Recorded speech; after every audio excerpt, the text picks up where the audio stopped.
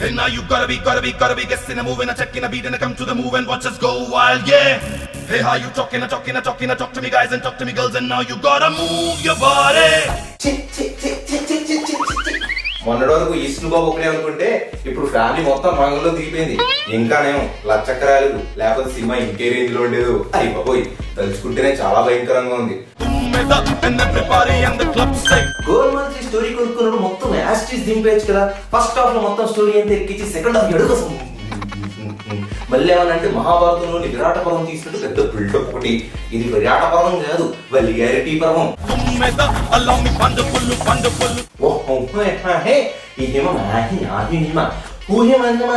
మిగిలిన cinema review ఇవ్వమంటే అడ్డమైన సొల్లు వాగుతావేంట్రా? అంటే అంత ఎక్స్ట్రాడినరీ ప్రోమో సాంగ్ చూపించిన తర్వాత కూడా దోలక్కువే ఫస్ట్ షో సినిమాకి వెళ్ళాను కదా భయ్యా.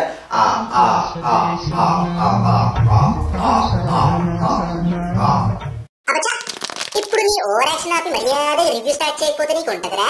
పండబులు తుమ్మెద ఈడి గూబ పగిలిపోతాది తుమ్మెద నిన్ను కాపాడేదెవరురా తుమ్మెద.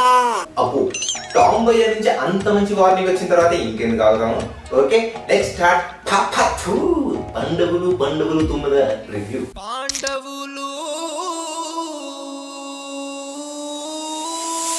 ఫస్ట్ అండ్ ఫార్మోస్ట్ మనం ఎలాగో మాట్లాడుకునేది ప్రొడక్షన్ కింగ్ మోహన్ బాబు గురించి. బ్యాంకాక్ లో తన కొడుకుల్ని సోంబేరుల్లో పెంచుతున్న రెస్పాన్సిబుల్ ఫాదర్ గా, తన పాత గర్ల్ ఫ్రెండ్ రవీనా టండన్ దొరకగానే తనతో డ్యూయెట్లు పాడుకుంటూ, సెకండ్ హాఫ్ లో తన పెద్ద కొడుకు లవ్ మ్యాటర్ సెటిల్ చేయడానికి హోల్సేల్ గా ఫ్యామిలీతో ఇండియాలోకి ఎంట్రీ ఇచ్చి, కొన్ని సీన్స్ లో అసలు తన ప్రెజెన్స్ అవసరమే లేకపోయినా ఇంటెన్సిటీ కోసం పర్ఫార్మెన్స్ ఇచ్చి ఈ సినిమాకి బ్యాక్ బోన్ లాగా నిలిచారు మోహన్ బాబు. తప్పు చేసిన వాడిని ఎవరిని వదలను, అది నా కొడుకులైనా ఎవరి కొడుకులైనా. ఈ సినిమాలో ఆయన పర్ఫార్మెన్స్ గురించి మాట్లాడుకునేంత స్థాయికి మన జనరేషన్ ఇంకా రీచ్ కాలేదేమో. ఎందుకంటే generations might change but human psychology will never change. If the human psychology changes then there is something wrong with this generation. Dialogue డెలివరీలో తేడాగా ఉంటే సినిమాలో వెళ్ళి మోహన్ బాబునే చూడండి. అసలు డైలాగ్ లో అర్థమే లేకపోతే వెళ్ళి మోహన్ బాబుని అడగండి. వాడికి అష్టదిగ్బంధనం చేసి నవగ్రహ కూటమిని రుచి చూపించి వాడి నోటికి తాళం వేద్దాం. గోల్మాల్ 3ని తెలుగులో తీశారు కాబట్టి మంచు మనోజ్, వెన్నెల కిషోర్, తనుష్, వరుణ్ సందేశ్ ఈ నలుగురు ఈ సినిమా ఫస్ట్ హాఫ్ లో విచ్చలవిడి ఎంటర్టైన్మెంట్ ని ప్రొవైడ్ చేశారు. కాకపోతే సెకండ్ హాఫ్ లో మంచు విష్ణుని ఎలివేట్ చేయాలి కాబట్టి ఎక్సెప్ట్ మనోజ్ మిగతా ముగ్గురు క్యారెక్టర్స్ కి ఎలాంటి స్కోప్ ఇవ్వలేదు. గ్రహచారం గంటా మారేతో సోలో హీరోలుగా చేస్తే ఎలాగో ఎవరు చూడట్లేదు కాబట్టి ఇలాంటి మల్టీ స్టారర్ సినిమాలు యాక్ట్ చేసి వరుణ్ సందేశ్ ఇంకా తనుష్ వచ్చిన ఆపర్చునిటీని మంచిగా యూజ్ చేస్తున్నారు. గోల్డ్ చైన్ ని కరిగిస్తే గోల్డ్ వస్తుంది కానీ సైకిల్ చైన్ ని కరిగిస్తే సైకిల్ రాదన్నట్టు ఇందులో మంచు విష్ణు ఉన్నాడా? 100% ఉన్నాడు. మెయిన్ హీరో మంచు విష్ణు గురించి మాట్లాడుకునే ముందు దూసికల్దా సినిమా పిక్చర్ రివ్యూలో ఒక చిన్న బిట్ ప్లే చేసి దాని కంటిన్యూషన్ ఈ రివ్యూలో చేద్దాం.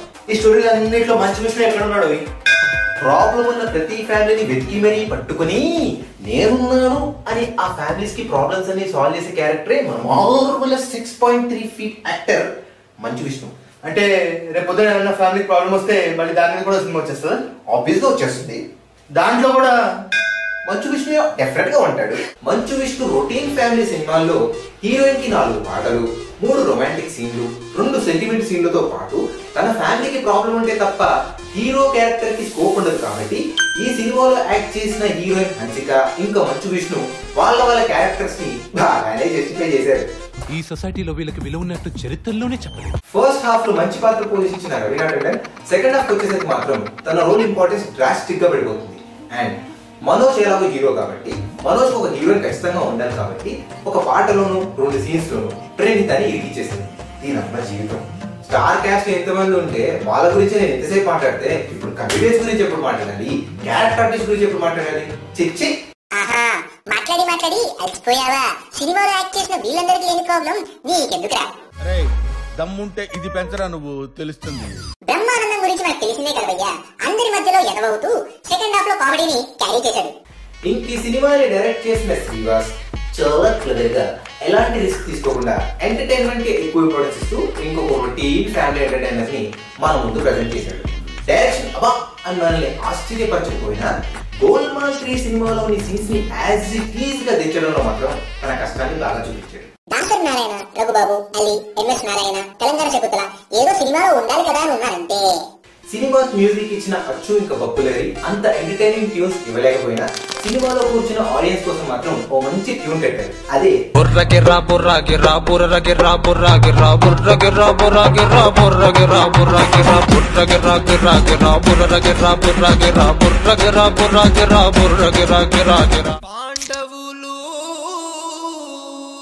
మోహన్ బాబు, విష్ణు, మనోజ్ వీళ్ళు ముగ్గురు స్క్రీన్ మీదకి వచ్చిన ప్రతిసారి చూడడానికి చాలా బాగుంటుంది, ఎస్పెషల్లీ ఫైట్స్. సో వీళ్ళ ముగ్గురి ప్రెజెన్స్ ఈ సినిమాకి మంచి పాజిటివ్ పాయింట్.